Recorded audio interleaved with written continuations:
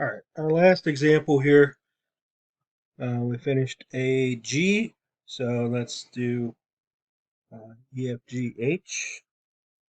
So we just did N of X, won't do O. I guess we'll go with P of X. Let's consider this one here. P of X is the square root of X minus 3 over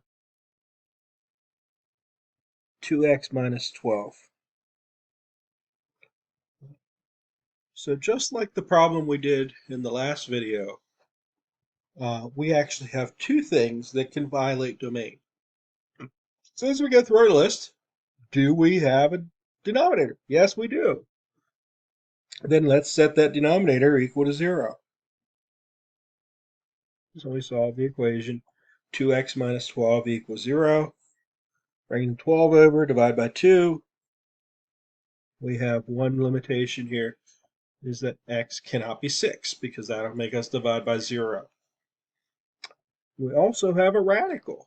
Now that radical is in the top, so it's okay with being 0, but it needs to be non-negative.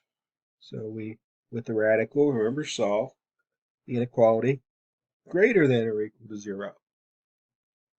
So we solve the inequality greater than or equal to 0. So we would have x has to be greater than or equal to 3, because all we have to do is bring the 3 over.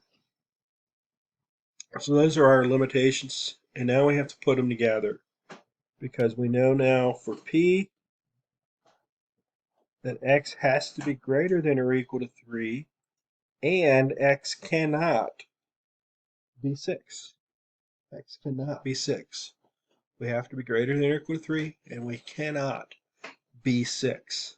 We cannot be 6. Okay. So we put those limitations together to get our new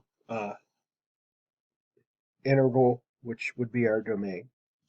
So going to a number line here, I can first pencil in the greater than or equal to 3 part, but then I also have the can't be 6 part. So I include an open circle. Then I'll do my shading. So here we would get that the domain of P is the interval from 3 to 6 with a bracket on 3, and then from 6 to infinity. And the 6, of course, being excluded, has the parentheses on that only. Okay.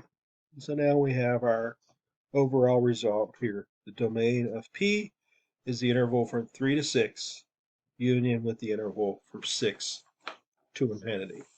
So that wraps up this idea of domain of a function. Something we will see come up other times in the future as well. But for right now, our limitations are division by variables and even roots. Those are the things that we look for. If we don't have any of those present in our problem, then we, as we did in some of our examples, right, say by default that it's going to be just all real numbers, like happened in that example there.